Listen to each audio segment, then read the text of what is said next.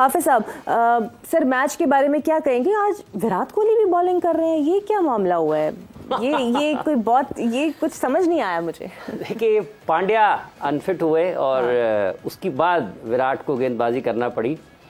और अगर इस पे चूंकि वो एक 2-3 बॉल जिसने करने होते हैं ना, एक ओवर अगर दरमियान में ओवर के अगर कोई खिलाड़ी अनफिट हो जाता है तो फिर वो एक ऐसे बॉलर से गेंदबाजी कराता है कप्तान के जो उसका मेन बॉलर नहीं होता, यानी उसके ओवर नहीं होते हैं। अच्छा। तो विराट ने गेंदबाजी की है और इस लिहाज से देखिए यहाँ पर चूंकि इंडिया में मैच हो रहा है तो इस एतबार से विराट को वो जो उन्होंने 2-3 गेंद किए हैं वो बहरहाल एक ब्रॉडकास्टर के लिए बड़ा अहम बन गया। वो वाला एक जो उसका पीपल एंजॉयड दैट। हाँ, बहुत ज्यादा। और अभी भी वो देखें तो लोगों ने तो उसके ऊपर ट्रेंड बन गया विराट साहब का। विराट बहुत गेंदबाजी करते हुए दिखाई दे रहे हैं।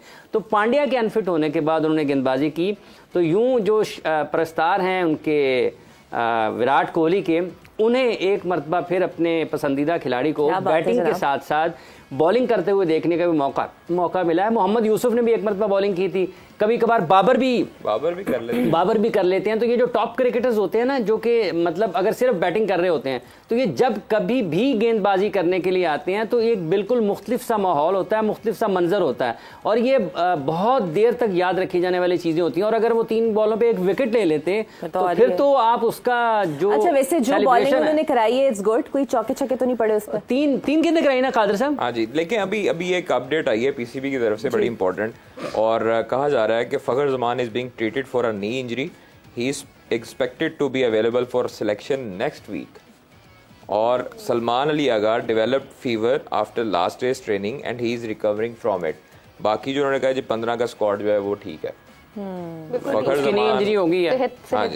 उसकी नी इंजरी हो गई है और हाँ जी, वो अगले हफ्ते तक अवेलेबल होंगे। तो वो तो वैसे भी उनकी अवेलेबिलिटी तो अब उसकी जरूरत ही नहीं, क्योंकि पाकिस्तान क्रिकेट टीम मैनेजमेंट तो उनको वैसे ही पहले मैच के बाद ड्रॉप कर चुकी है। तो इस हफ्ते में मैचेस पाकिस्तान ने कितने खेलने हैं? पाकिस्तान ने कल एक खेलना है। हाँ जी, फिर उसके बाद अफगानिस्तान के खिलाफ खेलना है। तो फखर का तो चांस ही नहीं ना बन रहा, क्योंकि अब अब्दुल्ला को या इमाम को ड्रॉप करना तो इनके लिए उतना आसान नहीं होगा। उनके साथ चलना पड़ेगा इनको। लेकिन ये है कि खिलाड़ियों की सेहत सबसे ज्यादा अहम है। उनको वहां पर हर किस्म की, अभी तो ये वायरल का शिकार हुए और उसके अलावा भी इंजरी जैसे पांड्या को हो गई है, तो ये भी एक अभी तक उसके बारे में मेरा ख्याल को इत्तला तो नहीं आई है कि वो क्या इंजरी किस किस्म की है, नोयत क्या है और किस तरह उनको कितना वक्त लग सकता है। लेकिन तमाम दुनिया के जितने भी टॉप क्रिकेटर्स इस वर्ल्ड कप में अपनी अपनी टीमों की तरफ से खेल रहे हैं, मेरी दुआ ये है कि वो सब के सब सेहतियाब रहें, उन्हें किसी भी किस्म की इंजरी का सामना ना करना पड़े।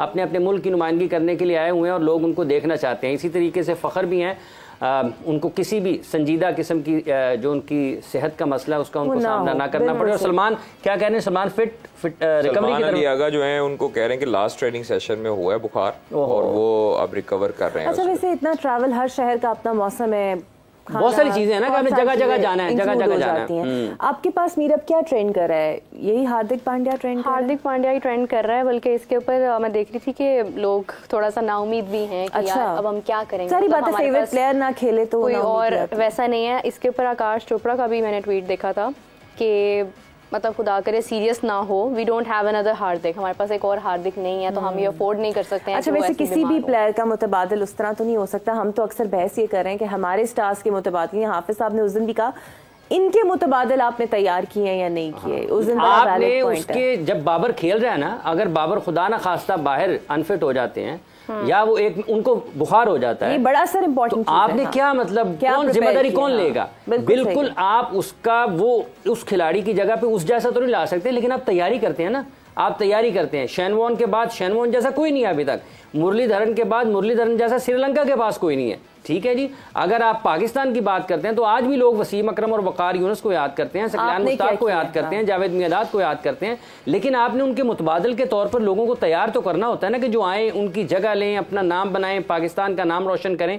तो इसकी कमी बहरहाल नजर आती है, मुझे तो आगे भी लगती है। वैसे जंजानी साहब ने जनाब हमें ज्वाइन कर लिया। Welcome to the show Zanjani साहब। सर, आज के मैच में भी आएंगे, लेकिन हमारी शो का इंटेग्रल हिस्सा मीरब सर, उसके सितारे आपने देख लिए? फिर ये भी आजकल थोड़ी डाउन ही लग रही है मुझे, इनके सितारे भी हावी लग रहे हैं।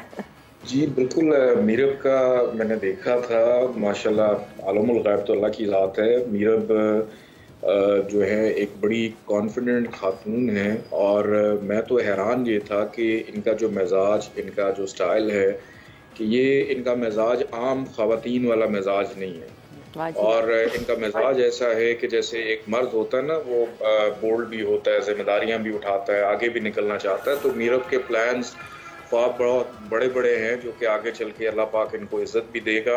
और फिर मैं देख रहा था कि आगे चल के इनकी वर्किंग लाइन से लाइंस निकल के जो इंटरनेशनल जो चीज़ें होती हैं उस तरफ भी जा रहा है, कि हो सकता है कि चंद एक साल बाद मीरब जो हैं वो हमें मेरी तरह स्काइप पे ही मिले आने वाले दिनों। ये उसके लिए सर हो सकता है फिर ये भी आपकी जगह ना ले ले फिर जैलानी साहब बस करें, रुलाएंगे क्या। लेकिन चलिए जी, अच्छी बात है। अच्छा सर, आज के मैच पे आते हैं। इंडिया और बांग्लादेश, फिलहाल तो बांग्लादेश पत्तों की तरह ही बिखरता हुआ नजर आ रहा है, but what your predictions about today's? आज का जो मैच है, डेट के हवाले से इंडिया और बांग्लादेश दोनों का नंबर 1 बनता है, लेकिन इससे कैलकुलेट करना तो पॉसिबल नहीं है। लेकिन कैप्टन्स की अगर बात की जाए तो रोहित शर्मा नंबर 4 हैं, और जो बांग्लादेश के कैप्टन हैं वो नंबर 7 हैं। आज की डेट बांग्लादेश के कैप्टन को बहुत ज़्यादा सपोर्ट कर रही है, कि जिस तरह से इन्होंने खेल का आगाज़ किया था ये साबित कदमी से चलते, और अगर मैच के अंदर कोई थर्ड अंपायर की जानिब से वो गलती नहीं होती तो ये मैच बांग्लादेश की फेवर में बिल्कुल जाता हुआ नज़र आ रहा है। उसकी वजह यह है कि इंडियन कैप्टन जो है रोहित शर्मा, ये कुछ एक्सपेरिमेंट्स, कुछ तजर्बात आज की डेट मतलब वीक नजर आ रहे हैं, कमजोर नजर आ रहे हैं। जब ये बैटिंग के लिए भी आएंगे इंडिया वाली टीम, चाहे इसको और कुछ भी हो, लेकिन उनको अच्छा खासा, जैसे नीदरलैंड के साथ इनको टफ टाइम देखना पड़ा था, हो सकता है आज इंडिया को भी देखना पड़े। बहरहाल बांग्लादेश थोड़ा सा हावी दिखाई दे रहा है आज इंडिया के ऊपर। अच्छा, रोहित शर्मा को 3 चलान भी हुए थे जी। रोहित शर्मा को 3 चलान भी हुए थे, अच्छा, ओवर स्पीडिंग की वजह से। अच्छा ज़ंजारी साहब, आज के मैच में तो चले जो भी जीतेगा, लेकिन कल का मैच से बड़ा इम्पोर्टेंट है। In any case Shaheen Shah Afridi से बड़ी उम्मीदें हैं लोगों को, और वो चाहते हैं वो परफॉर्म करें। कल के हवाले से सर बताइएगा, क्या मिजाज रहेगा उनका खेलने के हवाले से, उनके पेस अटैक के हवाले से? शाहीन शाह अफरीदी जो है कल के मैच में एक कुछ हद तक अपनी फॉर्म में नजर आएंगे, लेकिन मैं भी शायद 100% अपना वो कल भी ना दे सकें, क्योंकि कल का जो मैच है ऑस्ट्रेलिया और पाकिस्तान का, ये समझ लें कि बड़ा गंभीर किस्म का मैच होगा, और पाकिस्तानी टीम जो है उसको कल टफ टाइम देखना पड़ सकता है ऑस्ट्रेलिया के सामने। और ऑस्ट्रेलिया ने जिस तरह से कमबैक किया है, उनकी जो नंबर है नंबर 3 उनकी पावर बनती है, उनके कैप्टन जो है नंबर 3 उनका भी बनता है। तो दोनों सूरतों में कल पाकिस्तानी टीम के ऊपर हावी दिखाई देती है ऑस्ट्रेलियन टीम भी, और उनके जो कैप्टन हैं वो। और पाकिस्तानी प्लेयर जो हैं उनको कल सिर्फ बॉलिंग पे तवज्जो नहीं देनी है, बैटिंग, बॉलिंग और फील्डिंग तीनों चीज़ें कल साथ रहेंगी तो जीतेंगे, क्योंकि टीम कल भी मुझे थोड़ी वीक नज़र आ रही है पाकिस्तान की।